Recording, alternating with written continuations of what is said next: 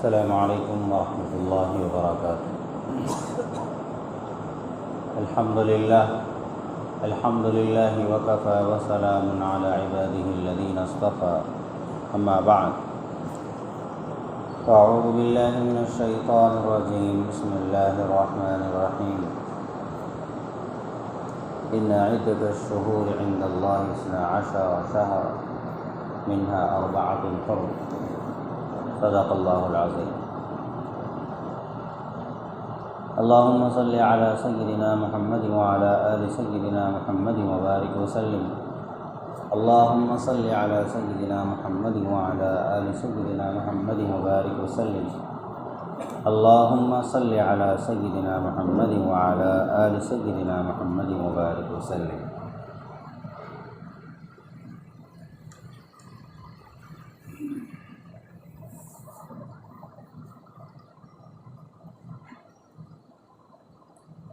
مقصد زندگی اللہ کی بندگی، مقصد حیات اللہ کی یاد۔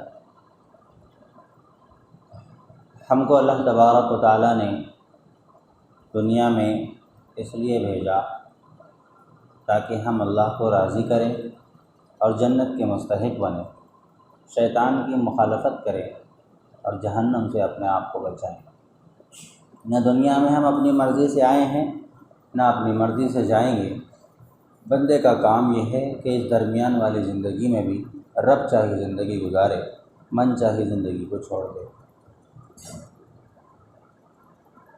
ہم جس مہینے سے گزر رہے ہیں یہ مہینہ محرم الحرام کا مہینہ ہے۔ یہ مہینہ قابل احترام مہینہ ہے۔ اس مہینے میں اللہ تبارک و تعالیٰ نے بہت ساری فضیلتیں رکھی ہیں، بہت سارے واقعات اس مہینے کے اندر ہوئے ہیں۔ نبی علیہ السلام سے پہلے بھی بہت واقعات ہوئے، نبی علیہ السلام کے بعد بھی بہت سارے واقعات ہوئے۔ نبی علیہ السلام نے حدیث مبارکہ میں ارشاد فرمایا کہ جب آپ علیہ السلام مدینہ تشریف لے گئے، آپ علیہ السلام نے ہجرت فرمایا۔ اب یہ ہجرت کب فرمائی؟ اسی محرم میں فرمائی۔ ایک محرم یہ ہجری تاریخ ہوتی ہے۔ ہجری تاریخ کا مطلب ہے ہجرت کرنا۔ جب مکہ والوں کا ظلم حد سے بڑھ گیا، قریش مکہ کا جب ظلم حد سے بڑھ گیا اور انہوں نے اسلام پر چلنے والوں کو طرح طرح سے تکلیفیں دینا شروع کی، اور اسلام پہ چلنے والوں کو انہوں نے مارا، پیٹا، اور انہوں نے اسلام کے راستے میں روڑے اٹکائے اور اسلام اور مسلمانوں کو حد درجے ستایا۔ تو اب چونکہ مکہ والوں کے خلاف کوئی ایکشن نہیں لے سکتے تھے، مسلمان تھے، کچھ طاقتور لوگ مسلمان ہو چکے تھے، جیسے حضرت عمر فاروق رضی اللہ عنہ کے بارے میں گزشتہ آپ نے سنا کہ حضرت عمر فاروق رضی اللہ عنہ مسلمان ہو چکے تھے، حضرت سیدنا حمزہ رضی اللہ عنہ مسلمان ہو چکے تھے، اور بھی بڑے صحابہ اکرام مسلمان ہو چکے تھے۔ لیکن چند بڑے لوگوں کے مسلمان ہو جانے سے ظاہر بات ہے کہ ایک بڑی حکومت کے خلاف ہم بغاوت تو نہیں کر سکتے، اور مسلح جو ہے ہتھیار لے کر جو ہے ان کے خلاف نہیں آ سکتے۔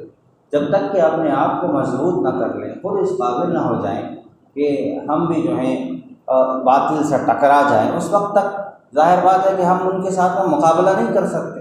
تو جب کمزوری کی حالت میں ہیں، خود کمزور ہے، اور ہم جو ہے بس جذبہ ہے ہمارے اندر ایک قسم کا جذبہ پیدا ہے۔ اب ظاہر بات ہے نبی علیہ السلام سے زیادہ ایمان کس کے پاس ہے؟ صحابہ اکرام رضوان اللہ علیہم اجمعین سے زیادہ ایمان کس کے پاس ہوگا؟ حضرت عمر فاروق رضی اللہ عنہ جیسی ہستی سے زیادہ ایمان کس کے پاس ہوگا آج کے دور میں ہمارے پاس؟ تو جب ظلم بڑھ گیا تو ان صحابہ اکرام نے یہ نہیں کیا کہ چلو بھئی ہم 40-50 مل کے، ہم 80-100 افراد جو ہیں یہ افراد مل کے جو ہیں ہم ایک طریقے سے جنگ شروع کریں گے اور اللہ کی مدد ہمارے ساتھ ہوگی انشاءاللہ، ہم کو ڈرنا نہیں ہے، یا تو عزت سے جی لیں گے یا جام شہادت پی لیں گے، لڑنا ہے مرنا ہے اللہ، بس ہم تھوڑے ہیں تو کیا ہوا، اللہ کی مدد ہوگی اور جو ہے اللہ تبارک و تعالیٰ ہم کو جو ہے فتح نصیب کریں گے۔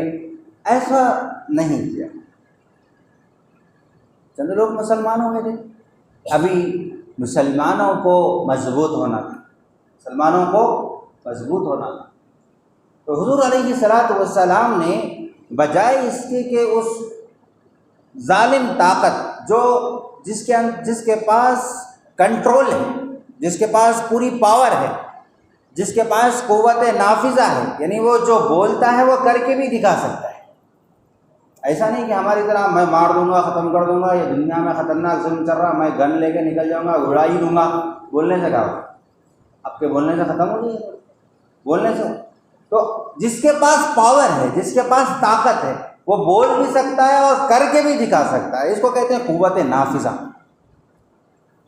یعنی پولیس اس کے پاس ہو، آرمی اس کے پاس ہو، سب کچھ اس کے پاس ہو، دولت اس کے پاس ہو، یونٹی اس کے پاس میں ہو،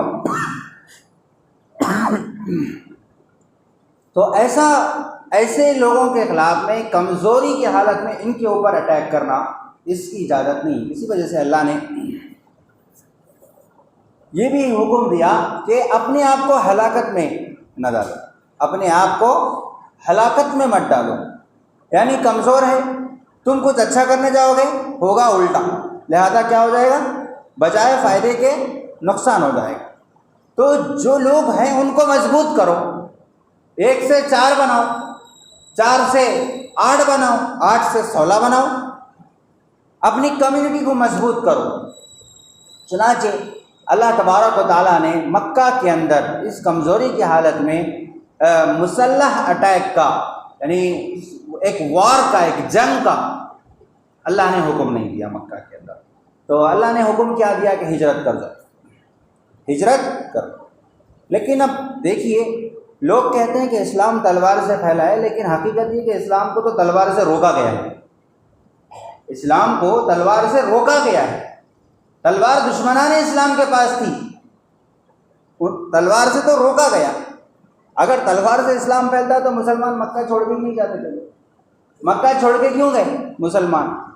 مکہ چھوڑ کے گئے ہی اس لیے مسلمان کیونکہ وہ مظلوم تھے، وہ مظلوم تھے، وہ ظالم طاقت کا بھی مقابلہ نہیں کر سکتے تھے، اسی لیے ہجرت.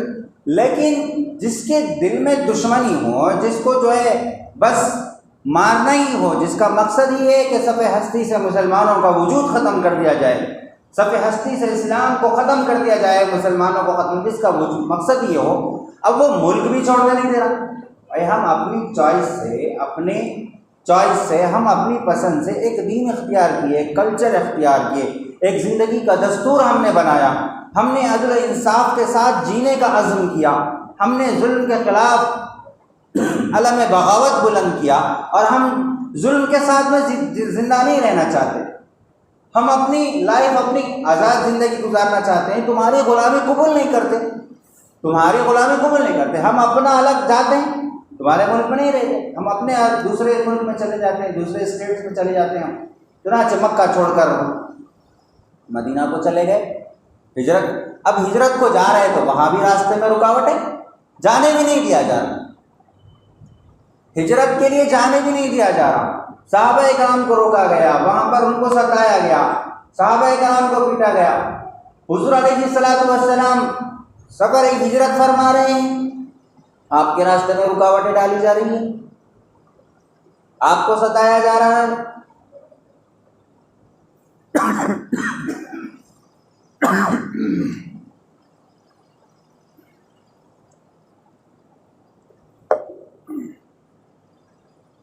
تو جب حضور علیہ الصلوۃ والسلام کو رکایا جا رہا ہو، آپ علیہ الصلوۃ والسلام کو ہجرت کے راستے میں رکاوٹیں ڈالی جا رہی ہیں، روکا جا رہا ہے اسلام پہ چلنے سے، لیکن اس کے باوجود بھی نبی علیہ الصلوۃ والسلام ہجرت فرماتے، ہجرت فرماتے. اب ہجرت کے راستے میں اللہ کی مددیں بھی آتی ہیں. سراقہ ایک شخص تھا، اس نے جو ہے حضور علیہ الصلوۃ والسلام کی ہجرت کے راستے میں رکاوٹ ڈالی، تو اس کا گھوڑا زمین میں دھنس گیا. آج بھی وہ میدان موجود ہے وہاں پر، ہجرت کا راستے میں جو سراقہ آیا تھا، اور بعد میں وہ مسلمان ہوئے، حضور نے ان کے بارے میں بشارت دی تھی کہ جب دیکھیے کیسی عجیب حضور صلی اللہ علیہ وسلم کی بشارت تھی، کفار بھی اس کو مانتے تھے.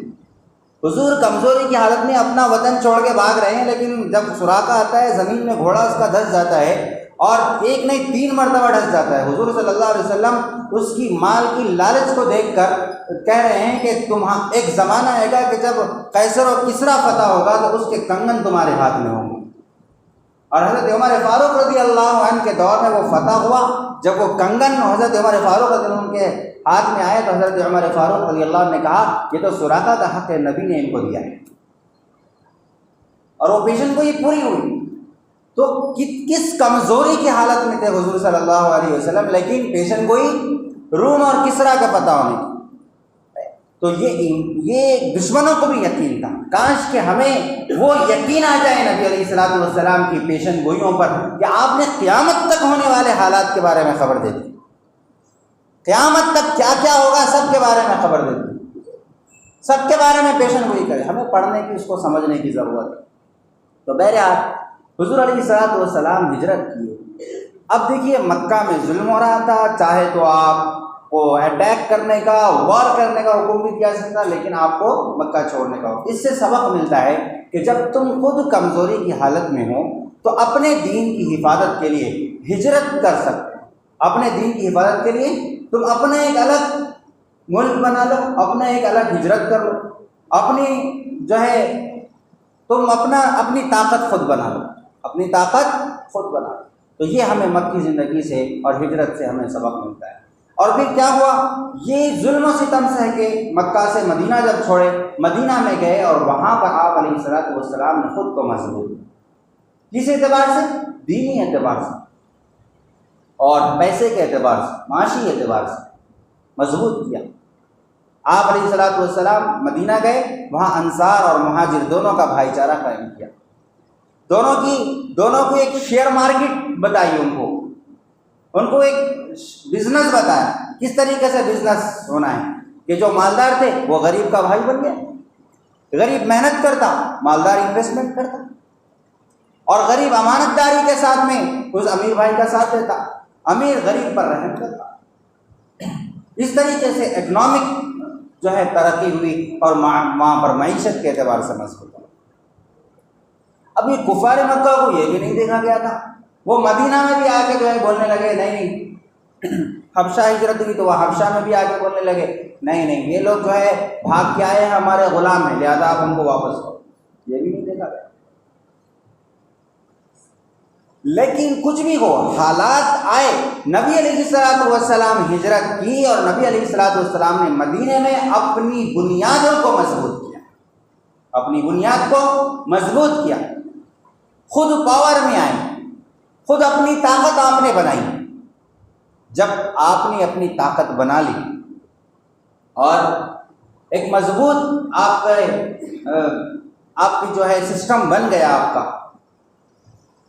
اور دشمنوں سے بھی، جو مدینہ کے جو دشمن تھے دوسرے، ان سے بھی معاہدے ہوئے، اب کفار مکہ قریش جو تھے انہوں نے جو ہے جنگیں شروع کر دی۔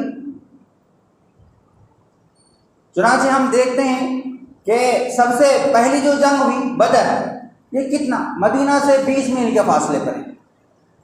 تو کون آئے تھے لڑنے، کون آئے تھے؟ مدینہ سے مکہ جا کر لڑے تھے یا مکہ والے یہاں آ کے لڑے تھے؟ اس سے معلوم ہوتا ہے کہ اسلام تلوار کی زور سے نہیں پھیلا۔ ہاں، اسلام نے ظلم اگر کوئی کرتا ہے اور خود اب مضبوط ہو جائے تو اب اسلام حکم دیتا ہے کہ اب تم ظالم سے مت کرو۔ بدر میں آئے لڑنے، حد سے زیادہ ظلم ہو جا، بھائی ہم وطن چھوڑ کے اب آئے ہیں، یہاں پر ہم کو جینے کا موقع دو، تم یہاں بھی آ کے ہم کو جو ہے کہہ رہے ہو کہ نہیں تم جو ہے ہمارے ہی ہاتھ میں رہو گے، ہمارے ہی غلام بن کے رہو گے۔ تو پھر بدر کی لڑائی ہوئی، پھر دوسری احد کی لڑائی ہوئی، وہ بھی مدینہ سے قریب میں، مدینہ سے تقریباً 10-12 میل کے فاصلے پر۔ تو کون آئے تھے لڑنے، کون آئے؟ مکہ والے یہاں آ کے لڑے تھے۔ پھر تیسری لڑائی ہوئی جنگ احزاب، جس جنگ خندق اس کو کہا جاتا ہے، وہ بھی لڑائی مدینہ سے قریب میں ہوئی، وہاں مکہ کے قریب نہیں ہوئی، مدینہ سے قریب میں، حتیٰ کہ حضور علیہ الصلوۃ والسلام نے مدینہ میں آنے سے روکنے کے لیے بڑا سا کھڈا کھود دیا تھا، جس کو خندق کہتے ہیں عربی، کہ مدینہ میں اندر نہ انٹر ہو، کیونکہ وہ فل طاقت کے ساتھ میں آ رہے تھے۔ تو جنگیں حکمت سے لڑی جاتی ہیں، ہمیشہ جذبے سے نہیں لڑی جاتی۔ نبی صلی اللہ علیہ وسلم آتے ہیں تو آتے ہمارا 1-10 کے برابر ہے، زیادہ پریشان ہونے کی ضرورت نہیں ہے، نہیں، نبی علیہ الصلوۃ والسلام نے حکمت استعمال کی، مشورہ کیا صحابہ سے۔ سلمان فارسی رضی اللہ عنہ نے مشورہ دیا خندق کھود دی جائے۔ تو جنگیں حکمت سے لڑی جاتی ہیں، حکمت ہونا چاہیے، کہاں لڑنا ہے، کہاں کمپرومائز کرنا ہے، کہاں نہیں لڑنا ہے، یہ سب حکمت ہمیں سیرت سے دیتی ہے۔ کہاں پر اپنی حفاظت کرنا ہے اور کہاں آگے بڑھ کر حملہ کرنا ہے، یہ سب ہمیں نبی علیہ الصلوۃ والسلام کے غزوات سے، نبی علیہ الصلوۃ والسلام کی سیرت سے ہمیں باتیں ملتی ہیں، ہمیں اس کو سیکھنے کی ضرورت ہے۔ تو بہرحال مدینہ میں مسلمان مضبوط ہوئے، مدینہ میں مسلمان مضبوط ہوئے، لیکن جب کفار مکہ بار بار اٹیک کر رہے تھے اور بار بار اپنے عہد کے خلاف ورزی کر رہے تھے، اپنے معاہدے کو جب انہوں نے توڑا، تو پھر نبی علیہ الصلوۃ والسلام نے جو مضبوط ہو گئے تھے، جن کو بار بار روکا جا رہا تھا، جن کو بڑھنے نہیں دیا جا رہا تھا، نبی علیہ الصلوۃ والسلام نے مکہ کو پھر فتح کر۔ تو یہ محرم ہجری تاریخ، یہ ایک خلاصہ ہے اس کا کہ مکہ ہجرت کو اس لیے رکھا گیا، ہجری تاریخ اس لیے رکھی گئی تاکہ مسلمانوں کو یہ سبق ملے کہ دیکھو جب تم مظلوم ہو تو ایسی زندگی گزارنا، جب تم مظلوم ہو تو کبھی بھی وار نہیں کرنا، تمہیں جو ہے ہجرت کر جانا ہے، تمہیں کسی اور ملک میں چلے جانا ہے، وہاں پر اپنے سسٹم کو مضبوط کرنا ہے، اپنی یونٹی بنانا ہے، اپنے معاشی نظام کو، اپنے سیاسی نظام کو تمہیں مضبوط کرنا ہے۔ جب تم مضبوط کر لو گے، جب تم اس قابل ہو جاؤ گے کہ تمہاری کوئی ٹکر نہ لے سکے، تو پھر جب تمہاری کوئی ٹکر نہ لے سکے، پھر بھی اگر کوئی دشمن تم کو ستاتا ہے اور دشمن تم کے حملہ آور ہوتا ہے، دشمن تم کو گراتا ہے، مارتا ہے اور تمہارے ساتھ میں وعدہ خلافی کرتا ہے، عہد و پیمان کی خلاف ورزی کرتا ہے، تو پھر تمہیں کیا کرنا ہے؟ تمہیں اب رکنا نہیں ہے، تمہیں اب خاموش ہاتھ پہ ہاتھ ڈال کے بیٹھنا نہیں ہے کہ نہیں بھائی، انہیں اسلام کبھی بھی رہبانیت کی تعلیم نہیں دیتا کہ ایک مارے تو آپ دوسرا گال بھی پیش کر دو، ایک مارے تو دوسرا گال بھی پیش کر دو، یہ اسلامی اخلاق نہیں ہے۔ اسلام ہمیں یہ سکھاتا ہے کہ اگر تمہارے پاس طاقت ہے، جملوں پہ ذرا غور کیجیے، میں یہ نہیں کر رہا ہوں کہ خود ہی کم، اگر تمہارے پاس طاقت ہے کہ تم ظالم کو روک سکتے ہو، تو پھر بھی اگر تم ظالم کو معاف کرتے ہو تو یہ کمزوروں اور مظلوموں کے ساتھ ناانصافی۔ تم پہلے اپنے آپ کو طاقتور بناؤ، تم پہلے اپنے آپ کو مضبوط بناؤ، پھر ظالم کا ضرور مقابلہ کرو، پھر ظالم کو ظلم کرنے سے روکو۔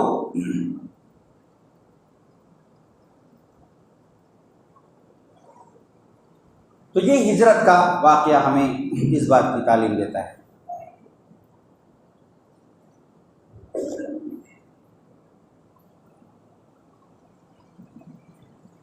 بہرحال پھر عاشورہ کا دن آتا ہے، عاشورہ کا دن، یہ 10 محرم، یہ 10 محرم کے بارے میں نبی علیہ الصلوۃ والسلام نے فرمایا کہ یہ نبی علیہ الصلوۃ والسلام نے ان یہودیوں کو دیکھا کہ یہودی موسیٰ علیہ الصلوۃ والسلام کے دریا پار ہونے کی وجہ سے اس خوشی میں، اس شکرانے میں یہ لوگ روزہ رکھتے ہیں۔ نبی علیہ الصلوۃ والسلام نے فرمایا موسیٰ تو میرے بھائی ہیں، یہ تو سارے انبیاء ایک دوسرے کی، سب کی تعلیمات ایک ہی ہیں، یہ تو میرے بھائی ہیں، تو ہم زیادہ حقدار ہیں کہ ہم روزہ رکھیں۔ تو نبی علیہ الصلوۃ والسلام نے بھی عاشورہ کے دن کا روزہ رکھا، 10ویں تاریخ کا روزہ رکھا، اور پھر نبی علیہ الصلوۃ والسلام نے اس تمنا کا اظہار کیا کہ اگر میں اگلے سال میں رہوں، زندہ رہوں، تو میں ضرور 9 تاریخ کا بھی روزہ رکھوں گا۔ 9 تاریخ کا 9 محرم کا بھی روزہ رکھوں گا۔ یہ نبی علیہ الصلوۃ والسلام نے اس بات کا ارادہ اور تمنا ظاہر کرنا۔ تو اب 2 روزے بھی رکھ سکتے، ایک روزہ بھی رکھ سکتے، ظاہر بات ہے کہ نبی علیہ الصلوۃ والسلام نے ایک روزہ رکھا تو ایک روزہ رکھنا بھی کوئی غلط ناجائز بات نہیں ہے۔ لیکن 2 روزے رکھنا بہتر ہے، 2 روزے رکھنا بہتر ہے، کیونکہ نبی علیہ الصلوۃ والسلام نے تمنا کی۔ اور کیوں رکھنے کی تمنا کی؟ اس لیے کہ یہودیوں کی مخالفت ہو، یہودی بھی 1 روزہ رکھ رہے ہیں اور ہم بھی 1 روزہ رکھیں، تو کہیں ایسا نہ ہو کہ ہم ان کی کمیونٹی کو دیکھ کر ان کی چال چل رہے ہیں، کہیں یہ شبہ نہ ہو جائے آنے والی نسلوں کو، یہ نہ ہو جائے کہ یہودی اور ہم ایک ہے، یہودی اور ہم ایک ہے، ایسا شبہ نہ ہو جائے۔ اس وجہ سے نبی علیہ الصلوۃ والسلام نے اس مخالفت کو سامنے رکھتے ہوئے ارادہ کیا کہ 9 کو بھی روزہ رکھیں۔ نبی نے اتنی باریک چیز پہ غور کیا کہ یہودیوں کی مخالفت ہو، ہم ایک دن ایکسٹرا روزہ رکھ لیں گے تاکہ ہم اور ہم وہ ایک جیسے نہ رہیں۔ اور ہم کتنا اس بات کا لحاظ کر رہے ہیں کہ ہمارے اور یہودیوں میں یکسانیت نہ ہو، کتنا اہتمام کر رہے ہیں ہم، ذرا ہم اپنے عادات دیکھ لیں، اپنے بال دیکھیں، اپنا ظاہری حلیہ دیکھیں، اپنی معاملات دیکھیں، اپنی سوچ و فکر دیکھیں، کون سی ہے؟ کون سی ہے؟ مسلمانوں والی ہے، نبی والی ہے۔ علامہ اقبال نے کہا تھا، میں تو چھوٹا موٹا آدمی ہوں، میں کیا کہوں مسلمانوں کے بارے میں۔ اقبال نے کہا تھا، وضع میں تم ہو نصارہ تو تمدن میں ہوں، یعنی تم جو زندگی گزار رہے ہو، شہری زندگی جو تم گزار رہے ہو، تم تمدن میں ہو۔ یہ وہ مسلمان ہیں جنہیں دیکھ کے شرمائے یہود۔ تو مسلمانوں کو نبی علیہ الصلوۃ والسلام نے ایک الگ دین، ایک الگ کلچر، ایک نظام، ایک سسٹم، ایک دستور دے کر گئے تھے نبی علیہ الصلوۃ والسلام، اور ہم مسلمان اسی کو چھوڑ کر کس کے طریقے پہ چل رہے ہیں؟ جان بوجھ کے نہیں چل رہا کوئی بھی، جان بوجھ کے چلا تو پھر انہیں مسلمان یا کافر اس میں شک ہو جائے گا۔ غیر محسوس طریقے سے، غیر محسوس طریقے سے، یعنی شعور نہیں ہے کہ میں کدھر جا رہا ہوں، بس جدھر دنیا جا رہی ہے ادھر چل رہا ہے، جدھر دنیا جا رہی ہے ادھر ہی چل رہا ہے۔ کرنا پڑتا، بولنا پڑتا، سننا پڑتا، کر لینا، کیا ہوتا، کیا حرج ہے، اتنا کر لیے تو کیا ہوتا، بس یہی چل رہا۔ جدھر دنیا جا رہی ہے ادھر چلتے ہی چلے جا رہے۔ نبی علیہ الصلوۃ والسلام ایسا نہیں کرتے۔ نبی علیہ الصلوۃ والسلام نے صاف حدیث مبارکہ میں فرمایا، خالف الیہود، یہود کی مخالفت کرو، وہ جیسا طرز زندگی گزارتے تم ویسا مت گزارو۔ آج ہمارے نوجوان بال کس طرح بنا رہے ہیں، بال جو ہیں کس طرح بنا رہے ہیں؟ اب بولے تو غصہ آ جا رہا، ارے جان دو بھائی مجھے، تم کیا یہ بالوں کے پیچھے پڑے ہوئے، بالوں میں اسلام ہے کیا؟ بالوں میں اسلام ہے؟ بال سے کیا ہوتا بولو؟ بال کیا؟ بال سے کیا ٹکلا بنا لے کے پھرو؟ بال سے کیا ہوتا بولو؟ ٹکلا بنا کے پھرو صاحب، آپ کو بول رہے ٹکلا بنا کے پھرو، کیا ہوتا بال سے؟ رہے تو کیا ہوتا، نہیں رہے تو کیا ہوتا؟ رکھو ہی نکو بال آپ۔ نہیں، یہ بال ایک علامت ہے آپ کے کلچر کی، یہ بال سے اندازہ لگایا جا سکتا ہے کہ آپ کس ذہنیت کے ہو، آپ بے حیا والی اور ہیرو والی یہودیوں والی ذہنیت کے ہو یا مسلمانوں والی ذہنیت کے، اس سے اندازہ لگایا جاتا ہے۔ آپ کے دل کا چور ظاہر ہوتا ہے، الظاہر عنوان الباطن، ظاہر باطن کا اشارہ کرتا ہے کہ باطن میں کیا چھپا ہوا ہے۔ گھڑا اوپر سے بتاتا ہے کہ اندر سے پانی ٹھنڈا ہے یا گرم ہے۔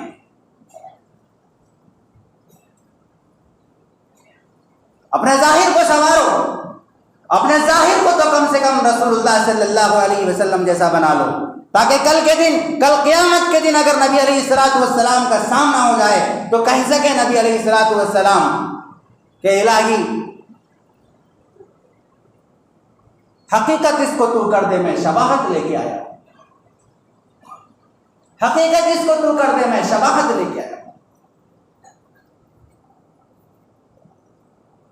کم سے کم نبی علیہ الصلوۃ والسلام جیسا چہرہ تو لگے، نبی علیہ الصلوۃ والسلام دیکھ کر پہچان سے لگے کہ یہ میرا امتی ہے۔ اپنے ظاہر کو بھی مسلمانوں جیسا بنا، یہود کی مخالفت۔ پھر دیکھیے اسی 10 محرم کو فرعون سے نجات ملی. کس کو؟ موسیٰ علیہ السلام. فرعون ظالم، موسیٰ علیہ السلام کی قوم مظلوم. اب کیا کرنا؟ اللہ چاہتے تو موسیٰ علیہ السلام کو حکم دیتے نا کہ موسیٰ سب کو جمع کرو اور فرعون کا تختہ پلٹ دو. کہہ سکتے تھے نا. موسیٰ علیہ السلام سے زیادہ جذبہ کسی کے پاس تھا؟ ان کے پاس تو جذبہ جلال اتنا تھا کہ ایک مکہ مار دیا تو چلا اسرائیلی مر ہی گیا. ایک مکہ مارے تو فرعونی مر ہی گیا. اتنا پاور تھا موسیٰ علیہ السلام کے پاس. لیکن مظلومیت کے باوجود بحیثیت ایک قوم کمزوری پائی جا رہی ہے. پوری قوم میں ابھی وہ طاقت نہیں، ابھی پوری قوم میں غلامانہ ذہنیت بھری ہوئی ہے. ابھی غلامی کی زنجیریں پیروں سے نکلی نہیں ہیں. اگرچہ زمینیں آزاد ہو گئی ہے لیکن ضمیر اب تک غلام بنا ہوا ہے. فرعون کا ہو یا انگریز کا ہو، ضمیر اب تک غلام بنا ہوا ہے. دل اب تک غلام بنا ہوا ہے، چاہے وہ فرعون کا غلام ہو چاہے انگریز کا غلام.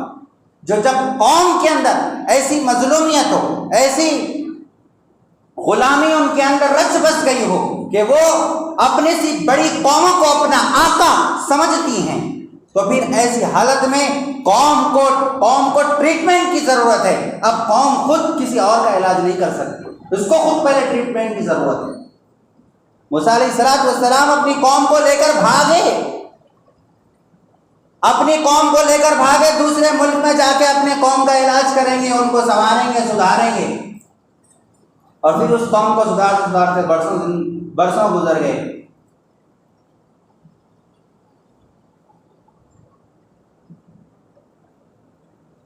تو موسیٰ علیہ السلام دریا کے پاس پہنچے بھاگتے بھاگتے. اب دیکھیے کس لیے بھاگ رہے ہیں؟ اپنے ایمان کی حفاظت کے لیے، اپنے ایمان کی حفاظت کے لیے. تو اس بھاگنے میں بھی اللہ کی مدد ہے. سورہ کہف آپ پڑھتے ہیں، کہف کے یعنی غار میں نوجوانوں نے پناہ لی. انہم فتیہ کا لفظ قرآن استعمال کرتا ہے کہ وہ چند نوجوان تھے، بوڑھے نہیں. انہم فتیۃ آمنوا، کہ وہ چند نوجوان تھے جو ایمان لے آئے اور غار میں انہوں نے پناہ لی تھی اور چھپ گئے تھے بادشاہ کے ظلم سے اپنے دین کی حفاظت کرنے کے لیے. اللہ نے ان کی حفاظت کی. تو موسیٰ علیہ السلام اپنی قوم کو لے کر بھاگے. تو اس بھاگنے میں بھی کیا ہے؟ اللہ کی مدد ہے. دریا سامنے آ جاتا ہے. فرعون موسیٰ علیہ السلام کی قوم کہتے ہیں انا لمدرکون، ارے ہم تو پکڑے گئے صاحب، آپ کہاں لا کے ڈال دیے؟ سامنے دریا ہے، پیچھے فرعون ہے. آپ نہ فرعون کا رکھے نہ ہمیں تمہارا رکھے، نہ ادھر کے رہے نہ ادھر کے رہے. تم نے کہاں ہم کو لا کے پھنسا دیا؟ لیکن موسیٰ علیہ السلام اللہ کے نبی تھے، اللہ پہ یقین تھا. سخت سے سخت حالات آ جائے، جب یہ محسوس ہونے لگے کہ میری گردن پہ تلوار ہے اور دشمن اب یا تب میں مجھے ختم کر رہا ہے، دشمن نے میرے سینے پہ بندوق تان رکھی ہے اور اب یا تب میں میرا قصہ ختم ہونے والا ہے، ایسے وقت میں بھی یہ اعلان کرنا ان معی ربی سیہدین، میرا رب میرے ساتھ ہے، میرا رب میرے ساتھ ہے. غار کے اندر چھپے ہو، ابو بکر بھی ساتھ ہو، حضور صلی اللہ علیہ وسلم بھی ساتھ ہو، غار ثور میں پناہ لیے ہوئے ہوں، اوپر سے دشمن منڈا رہا ہو، اس وقت میں دل میں وسوسے آ رہے ہوں، خوف پیدا ہو رہا ہو، ایسے وقت میں بھی کہنا ان اللہ معنا، اللہ ہمارے ساتھ ہے. لا تحزن، غم مت کرو. مظلومیت کی حالت میں بھی، مجبوری کی حالت میں بھی یہ اللہ پہ بھروسہ کرنا یہ ایمان والوں کی شان. چاہے تم کتنے بھی مصیبت والے حالات میں آ جاؤ، کتنے بھی پریشانی والے حالات میں آ جاؤ.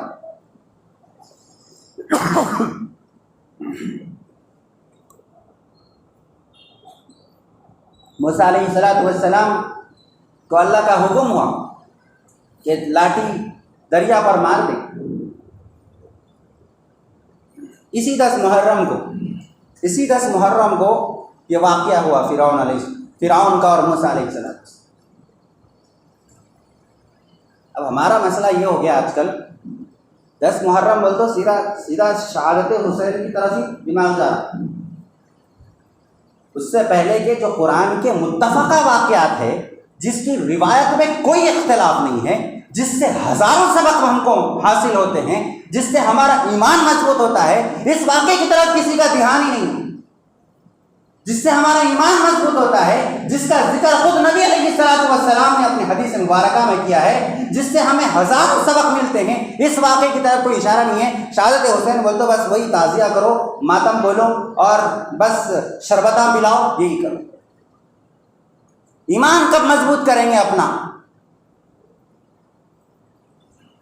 موسیٰ علیہ السلام کے ہاتھ میں لاٹھی تھی، عقل کا تقاضا تھا کہ اسی ایک لاٹھی سے اپنا آپ بچاؤ کرو، کہیں اور بھاگ جاؤ۔ اللہ کہتے ہیں وہ لاٹھی کو بھی مار دو، وہ لاٹھی کو بھی سمندر میں مار دو۔ عقل کی نہیں سننا ہے، اللہ کی سننا ہے۔ نبی تھے، اللہ کی سنیں، اور لاٹھی کو سمندر پر مار دیا تو وہ راستے بن گئے، راستے بن گئے۔ اللہ کے حکم سے نکلے تھے، اللہ کے حکم سے لاٹھی ماری، راستے اللہ کے حکم سے بنے، وہ پار ہو گئے، وہ پار ہو گئے۔ ارے یہی وہ یقین تھا جو سعد بن معاذ رضی اللہ عنہ کے دل کے اندر بھی تھا کہ دریاؤں کے اندر بھی راستے بنانے والے اللہ ہے۔ جب وہ جنگ کے لیے جا رہے تھے، سامنے دریا آ گیا ہے، تو اب سب پریشان ہو گئے کہ دریا کو پار کر کے کس طریقے سے پہنچیں گے دشمن تک۔ تو اس وقت میں سعد بن معاذ رضی اللہ عنہ نے حکم دیا کہ اب تم دریا میں گھوڑے چلا دو۔ اسی کو اللہ اقبال نے کہا تھا، دشت تو دشت ہے دریا بھی نہ چھوڑے ہم نے، بحر ظلمات میں دوڑا دیے گھوڑے ہم نے۔ یہ وہ یقین تھا جو صحابہ کے دل میں اسی قرآنی واقعے کو پڑھ کر پیدا ہوا تھا۔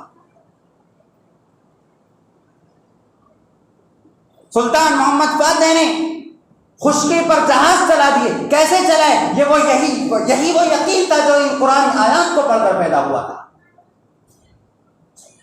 کہ اللہ کی مدد ہمارے ساتھ میں ہے۔ وَلَا تَهِنُوا وَلَا تَحْزَنُوا وَأَنْتُمُ الْأَعْلَوْنَ إِن كُنتُم مُؤْمِنِينَ۔ اگر ہمارا اپنا علاج ہو چکا ہے، اگر ہم مومن ہیں اور ہم صحیح ایمان والے ہیں، پکے ایمان والے ہیں، ڈرنے کی ضرورت نہیں، غمزدہ ہونے کی ضرورت نہیں۔ اللہ تمہارے ساتھ ہے، مدد تمہاری ہوگی، اللہ فتح تمہیں نصیب کریں گے۔ ضرورت اس بات کی ہے کہ اپنے ایمان کو بنا لو، اپنے اخلاق کو بنا لو، اپنے کردار کو بنا لو، نبی علیہ السلام کے طریقے پر آ جاؤ، پھر دیکھو بھوکوں سے یہ چراغ بجھایا نہ جائے گا۔ میڈیا بھونکتی رہی، بھونکنے دیں، ظالم پکارتے رہے، چلاتے رہے، چلانے دیں، حکومتیں ڈراتی رہیں، ڈرانے دے، موب لنچنگ کر کے ڈرانے دے۔ آپ کو ڈرنا نہیں ہے، آپ کو ہمت نہیں ہارنا ہے، آپ کو اپنے ایمان کو مضبوط کرنا ہے، اپنے آپ کو مضبوط کرنا ہے، سیاسی اعتبار سے، معاشی اعتبار سے اور ہر اعتبار سے، جس سے آپ دشمن کو ڈرا سکیں، دشمن کو دھمکا سکیں، ظالم کو روک سکیں، ہر اس اعتبار سے اپنے آپ کو مضبوط کرنا ہے۔ پھر دیکھیں مدد آپ کے قدم چومیں گی، مدد آپ کے پاس ضرور آئے گی۔ جیسے موسیٰ علیہ السلام کی مدد آئی، دریا میں راستے بنا دیے، اسی راستے سے فرعون بھی جاتا ہے، وہی راستہ اختیار کرنے دشمن خدا بھی جاتا ہے، لیکن دشمن خدا کو اللہ اسی راستے میں ڈبا دیتے ہیں، اسی راستے میں ڈبا دیتے ہیں۔ اگر آپ حق پر ہو، اللہ دشمن کو اسی طریقے سے ذلت دیں گے جس طریقے سے وہ آپ کو ذلیل کرنے آیا ہے۔ آپ کو ذلیل کرنے آیا تھا، لیکن خود ذلیل ہو کر نکلے گا، خود ذلیل ہو جائے گا۔ آپ کو ہرگز گھبرانا نہیں ہے، ان واقعات سے سبق لینا ہے، اور جب آپ کمزور ہو تو مسلح بغاوت آپ کو کرنی نہیں ہے۔ آپ بول تو سکتے ہیں یہ غلط ہے، لیکن آپ کو اگر یقین ہو کہ میں بغیر مسلح بغاوت کے اپنے پاور کو جو ہے جما سکتا ہوں، پھر آپ کو نکلنا جائز ہوگا۔ اسی کو حضرت حسین رضی اللہ عنہ نے لے کر نکلے تھے۔ ان کو اس بات کا یقین تھا کہ کوفہ سے جو خود خط آئے تھے، ہزاروں لاکھوں کی تعداد میں جو خط آئے تھے، وہ ان خط کے ذریعے سے ان کو یہ اطمینان ہوا تھا۔ اسی وجہ سے اپنی عورتوں اور بچوں کو لے کر نکلے تھے کہ میں مسلح بغاوت کے بغیر میں وہاں پر اپنا جو ہے کنٹرول قائم کر سکوں گا۔ یہی وہ ارادہ تھا ان کا، لیکن وہ اطلاعات غلط تھی، وہ خطوط دھوکے پر مبنی تھی، انہوں نے دھوکہ دیا۔ وہاں پر جب آپ کو معلوم تھا تو کربلا کے میدان میں آپ کا جو موقف تھا، یا تو مجھے ملک شام جانے دیا جائے، یا کسی جہاد میں مجھے بھیج دیا جائے، یا یہ کہ مجھے مدینہ واپس کر دیا جائے، مجھے خود یزید سے ملنے دیا جائے، یہ آپ کا وہاں پر موقف تھا۔ حضرت حسین کا یہ موقف نہیں تھا کہ میں جو ہے بغاوت کرنے نکل رہا ہوں اور میں ہتھیار لے کے لڑنے کے لیے نکل رہا ہوں، وہ موقف نہیں تھا۔ اللہ تبارک و تعالی ہمیں ان واقعات کو سمجھنے کی توفیق عطا فرمائے۔ وآخر دعوانا الحمد للہ رب العالمین۔